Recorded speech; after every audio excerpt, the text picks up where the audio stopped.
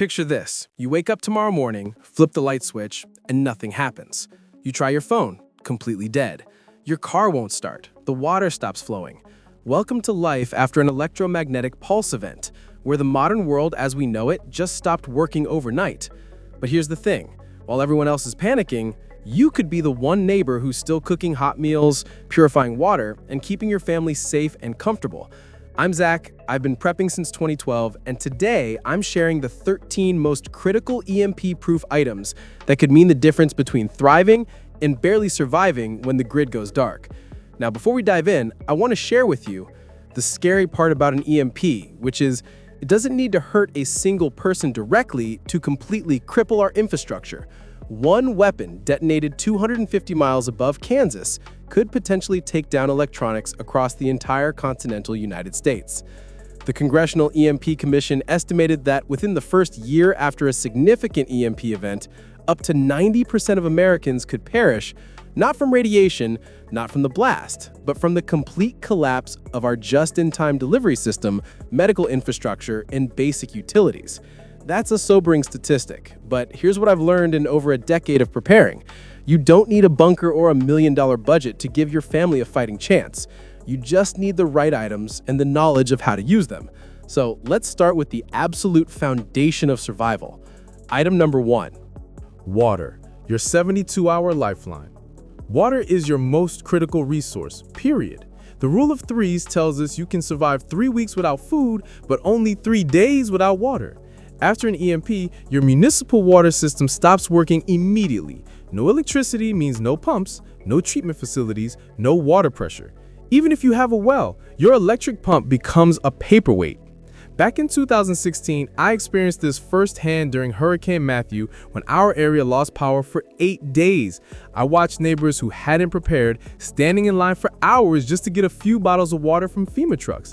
Meanwhile, my family was comfortable because we had multiple water strategies in place. Here's your 3-tier approach. First tier, immediate water storage. I keep a minimum of 1 gallon per person per day for 3 days. That's your basic emergency recommendation. But I go further. I store 2 weeks worth because in a real EMP scenario, help isn't coming in 72 hours. Use food-grade water containers, not milk jugs that break down. The blue Reliance containers work great, or you can use the big Berkey stainless steel containers for dual purpose. Second tier, water filtration. This is where most people make a crucial mistake. They think boiling water solves everything. Boiling kills bacteria and viruses, sure, but it concentrates heavy metals and chemicals. It also requires fuel you might not have. That's why I invested in a big Berkey system years ago. No electricity required, just gravity. It removes bacteria, viruses, chemicals, heavy metals, basically turns any questionable water source into safe drinking water. I've used pond water through my Berkey during testing, and it comes out crystal clear and tasteless. Third tier, water collection. This is your long-term sustainability. Rain catchment is the most reliable method, and you can set this up even in an apartment with a simple tarp and container system. I've got rain barrels connected to my gutters, but you can create a basic system with a blue tarp stretched between 4 stakes. Just remember, first flush diversion is crucial. The first water off your roof carries all the dirt and bird droppings, so let that flow away before you start collecting. Manual tools. When power tools become paperweights. Item number 2 is manual tools. This might seem obvious, but most people's tool collection today depends entirely on electricity. Your cordless drill, circular saw, even your garage door opener, all useless after an EMP. I learned this lesson the hard way back in 2018 when an ice storm knocked out our power for 5 days. I needed to clear fallen branches from our driveway, but my chainsaw wouldn't start. The electronic ignition system had failed. Thank goodness I had a good old-fashioned bow saw and axe. It took longer, sure, but I got the job done while my neighbors waited for power restoration. Your core manual toolkit should include a quality hammer. I prefer a 20-ounce claw hammer for versatility. Get a good handsaw, not the cheap ones that bind up after 10 strokes. A sharp axe for splitting kindling and clearing debris. A set of hand planes for woodworking. Screwdrivers in multiple sizes, both flathead and Phillips. A basic socket set with a ratchet handle. And here's one most people forget. A good manual drill with bits. You'd be amazed how often you need to make holes in things. Quality matters more than you think. I've seen cheap tools break during normal use, and in a survival situation, a broken tool could be catastrophic. Stick with brands like Stanley, Craftsman, or Klein. Yes, they cost more upfront, but they'll last decades. I still use some tools I inherited from my grandfather, and they work as well today as they did 60 years ago. Fire, the multi-tool of survival. Fire deserves its own category because it solves so many problems simultaneously. Warmth, cooking, light, water purification, signaling, protection from animals, and something people underestimate, psychological comfort. There's something primal about gathering around a fire that lifts spirits even in the darkest times. Your fire starting kit needs redundancy built in. I keep Bic lighters in multiple locations. They're cheap, reliable, and work in most conditions. But butane doesn't work well in extreme cold, and eventually you run out of fuel. That's why I also stock waterproof matches. The UCO stormproof matches are incredible. You can literally dunk them in water and they'll relight. They burn for 15 seconds each, which gives you plenty of time to get tinder going. But here's my favorite fire starting method: ferro rods. Also called fire steels or flint and steel, these create sparks through friction that burn at over 5,000 degrees Fahrenheit. A good ferro rod will give you thousands of fires, works when wet, and doesn't depend on fuel or consumable materials. I carry the Exotac fire rod. It's made in the USA and built like a tank. The key to fire starting success isn't the ignition method though, it's your tinder and kindling preparation. I keep a container of homemade fire tinder made from petroleum jelly and cotton balls. Vaseline-soaked cotton burns for several minutes and ignites easily from any spark. Commercial options like Esbit tablets or wet fire cubes work great too. Practice your fire starting skills now, before you need them. Try starting a fire with just one match in different weather conditions. Learn to identify good tinder in your area: birch bark, dry grass, pine needles. The more you practice, the more confident you'll be when it really matters. Cash, the universal language. Here's something that might surprise you. In the immediate aftermath of an EMP, cash is still king. I know, everyone talks about how cash will be worthless in a collapse scenario, but that's thinking long-term. In the first days and weeks after an EMP, many people won't fully grasp what's happened. They'll still think in terms of the old economy. I witnessed this during Hurricane Katrina in 2005. While electronic payment systems were down for weeks, cash transactions continued. Store owners who had manual calculators and paper logs stayed open. Gas stations with manual pumps sold fuel. People traded cash for supplies, services, and transportation. The key is having small bills. A $100 bill doesn't help you buy a loaf of bread. I keep a mix of 20s, 10s, 5s, and 1s. Singles are actually incredibly valuable. They're perfect for small transactions and tips when you need someone's help.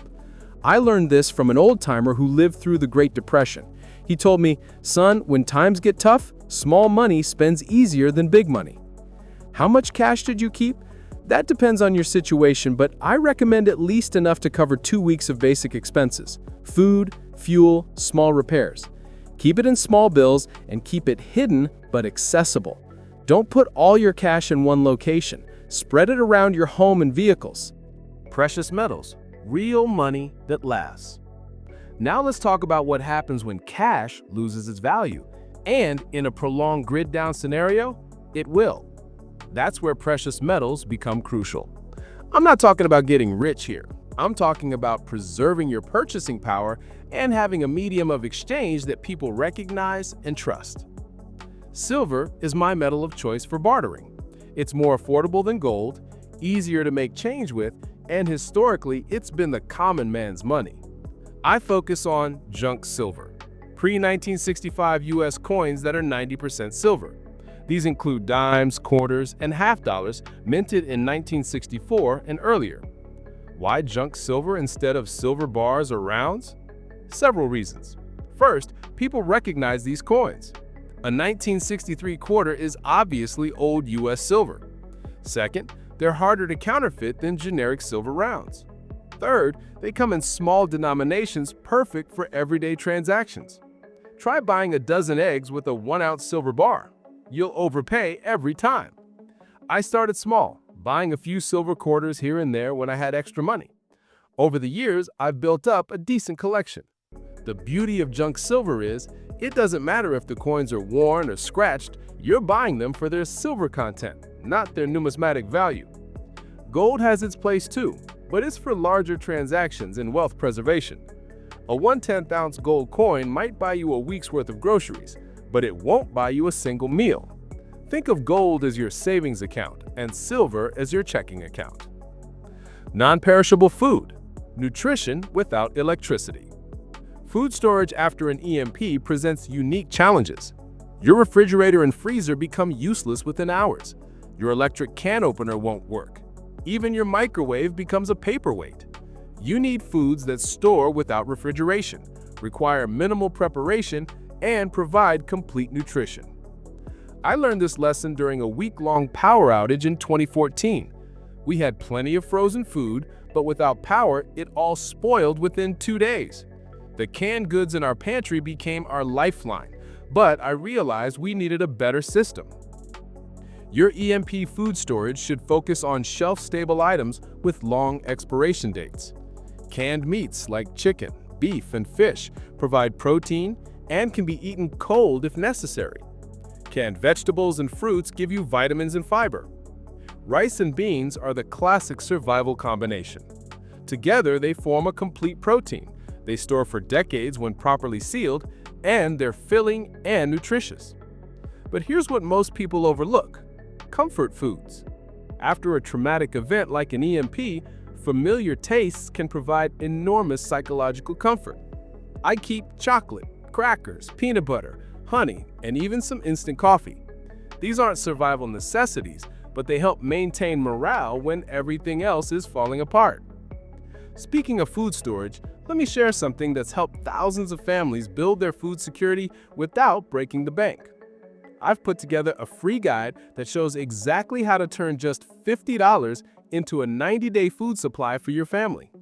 This isn't some complicated system, it's a simple, proven approach that works whether you're dealing with job loss, supply chain disruptions, and yes, even an EMP scenario. The guide includes the exact $50 shopping list with specific brands and prices, 37 essential preparedness items most people never think to stockpile, and the simple storage trick that works in any home or apartment. You'll learn how to make emergency meals with zero cooking fuel or electricity.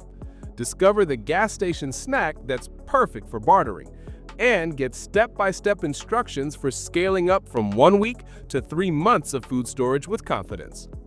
I use this system myself, and I've refined it over more than a decade of helping people prepare for uncertain times. The best part? It's completely free. Just let me know where to send it. You can find the link in the description below or in the pinned comment. Your future self will thank you for taking this step today. Now, back to our EMP-proof essentials. Batteries. Portable power that still works. Item number 6, batteries. This might seem counterintuitive. Why stock batteries when electronics might not work? Here's the thing. Not all electronics will be destroyed by an EMP. The damage depends on many factors, including the strength of the pulse, distance from the detonation, and whether devices were connected to power grids or long antennas. Small battery-powered devices that are turned off and disconnected have a much better chance of surviving than plugged-in appliances. Your small AM/FM radio might work when your smart TV doesn't. Your LED flashlight might function when your house lights don't. I stock primarily alkaline batteries in the most common sizes, AA, C, D, and 9 volt. Alkaline batteries have excellent shelf life. They'll maintain 80% of their power for 5 to 7 years when stored properly. Keep them in a cool, dry place and check them annually. Here's a pro tip I learned from an old electronics technician. Batteries naturally discharge over time, but cold slows this process dramatically. I keep my long-term battery storage in a spare refrigerator in my basement. Not frozen, just cold. This extends their life significantly. Don't forget about rechargeable batteries and solar chargers. A small solar panel with a battery bank could keep essential small electronics running indefinitely. I have a Goal Zero system that's completely EMP hardened. It's in a Faraday cage when not in use, and it can charge everything from smartphones to two-way radios. Communications, staying connected when the grid dies. Speaking of radios, communication gear is absolutely critical. After an EMP, your cell phone network is dead. Internet is gone. Even landline phones won't work because they depend on electronic switching systems. You're essentially cut off from the outside world unless you have alternative communication methods. A basic AM/FM radio should be your starting point. AM radio travels much farther than FM, especially at night, so you might pick up news and emergency broadcasts from hundreds of miles away. Look for radios with multiple power options: battery, hand crank, and solar. The Kaito Voyager series is excellent for this. But if you really want to stay informed and potentially communicate with others, consider getting your amateur radio license. Ham radio operators provide crucial emergency communications during disasters, and the entire system is designed to work independently of commercial infrastructure. I got my license back in 2013, and it's been invaluable. During Hurricane Florence, when cell towers were down for days, ham radio was the only way to communicate with the outside world. I was able to pass health and welfare messages for neighbors and stay updated on road conditions and emergency services. A basic VHF/UHF handheld radio like a Baofeng UV5R costs less than $30 and can reach other radios within several miles. With a better antenna and higher power, you can communicate much farther. The learning curve isn't steep, and the amateur radio community is incredibly helpful to newcomers. Lighting, seeing in the darkness. When the sun goes down after an EMP, the world becomes a very different place. No street lights, no house lights, no security lighting. Darkness provides cover for both protection and danger. Having reliable lighting gives you a massive advantage. LED flashlights seem like the obvious choice, and they should be part of your kit. They're incredibly efficient and bright. But here's the concern. LEDs depend on electronic circuits that could be damaged by an EMP. That's why I also stock incandescent flashlights as backup. Old-school incandescent bulb flashlights are much more likely to survive an EMP because they have simpler electronics. A traditional mag light with an incandescent bulb is basically just a switch, some wires, and a light bulb. Very little to go wrong. You can still find incandescent bulb flashlights, though you might need to look on eBay or specialty stores. Candles and oil lamps are completely EMP-proof and provide warm, comforting light. I keep plenty of candles around, not the decorative, scented ones, but practical emergency candles that burn for hours. Votive candles are great because they're contained and safe. Emergency candles like the UCO 9-hour candles are specifically designed for situations like this. Oil lamps are fantastic for extended lighting. A simple kerosene lamp can light a room for hours on a single filling, and kerosene stores indefinitely if kept properly. I have several Aladdin lamps that not only provide light, but also generate heat. Dual-purpose equipment is always valuable in survival situations. Cooking without electricity. Item number 9, alternative cooking methods. Your electric stove, microwave, and even gas stove with electronic ignition become useless after an EMP. But people still need to eat, and hot food provides both nutrition and morale benefits that cold canned goods simply can't match. Propane is my go-to cooking fuel. It stores indefinitely, burns clean, and works in almost any weather. I have both large 20-pound tanks for extended cooking and the small 1-pound canisters for portability. A simple propane camp stove like the Coleman Classic gives you 2 burners and adjustable heat control. But propane won't last forever, so you need renewable cooking methods too.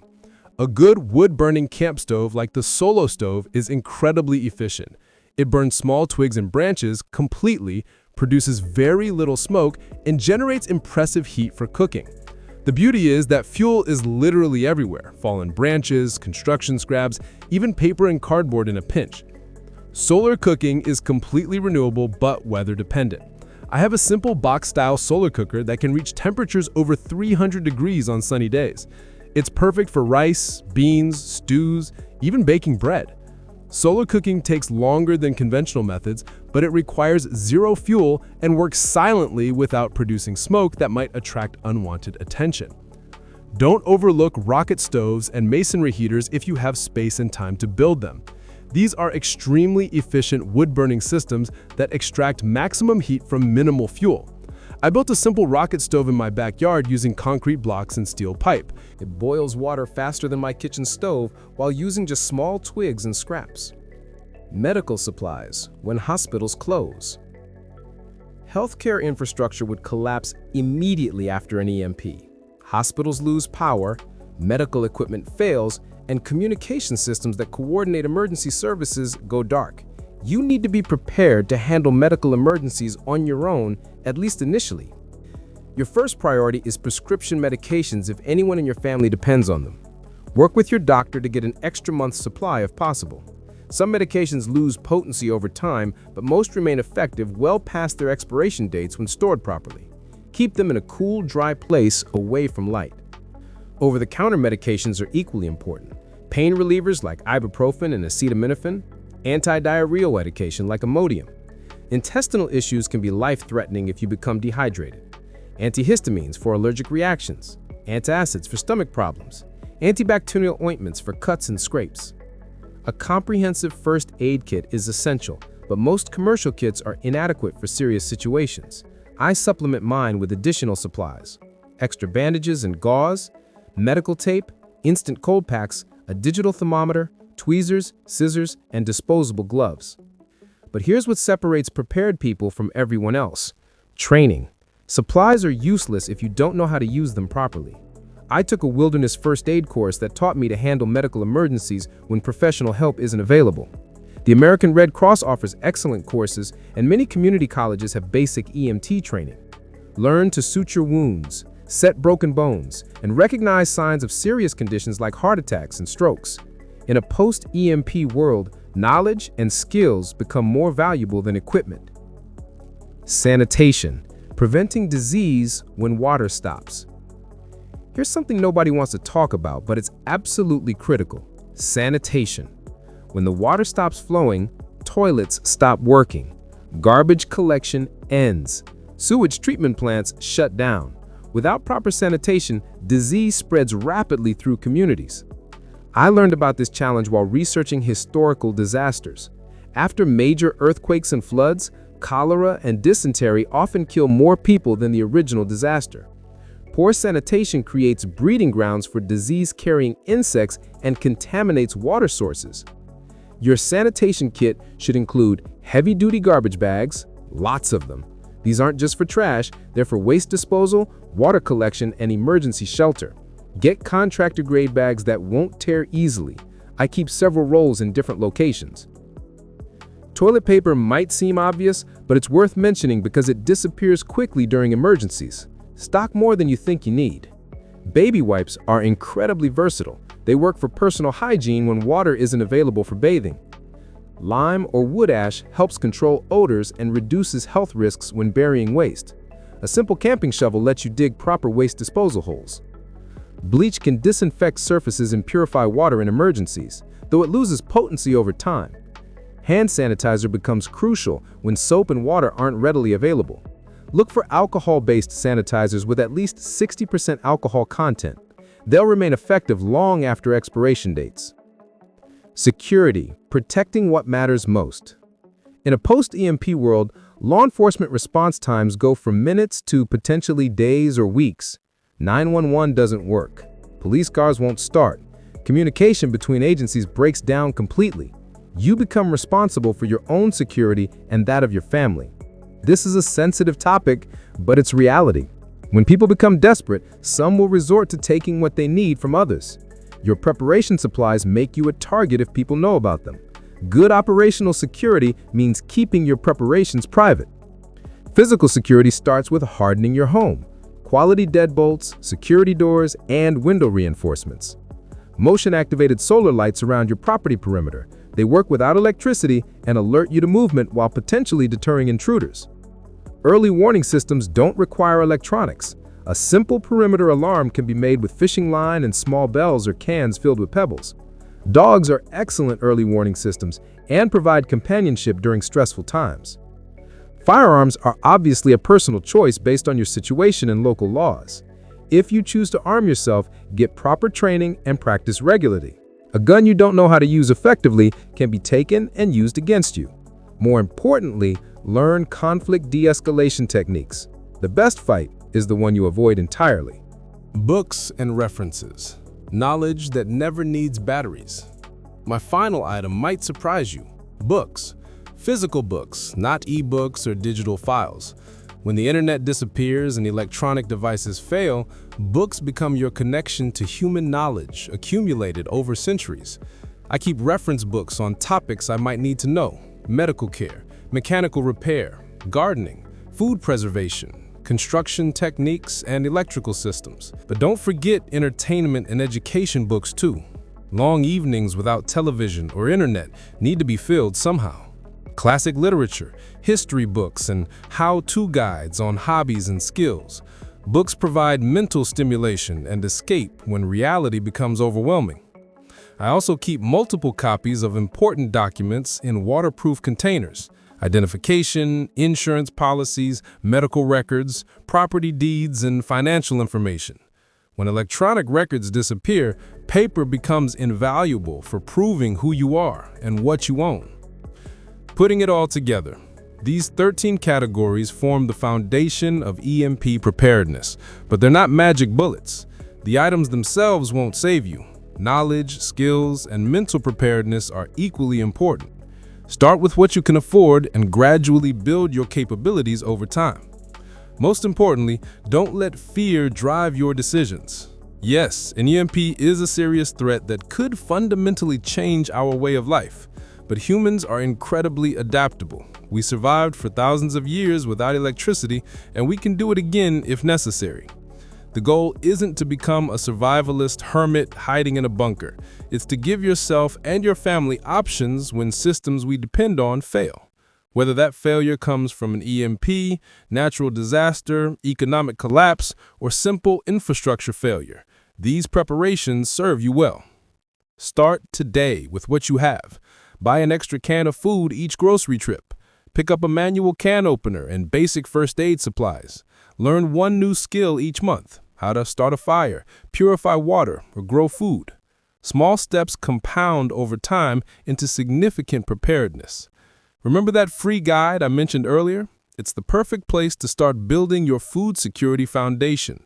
You'll get the exact $50 shopping list that creates a 90-day food supply, plus 37 essential items most people never consider. Emergency meal instructions that work without electricity, storage strategies for any living situation, and step-by-step scaling instructions to grow your preparations with confidence. This isn't about fear. It's about taking responsibility for your family's well-being when systems beyond your control fail. And they will fail eventually, whether from EMPs, natural disasters, or simple infrastructure aging. Your future self will thank you for taking action today rather than hoping someone else will take care of you. The link is in the description below and in the pinned comment. It costs nothing except your email address, and I promise never to share your information. Take that first step today, because tomorrow might be too late.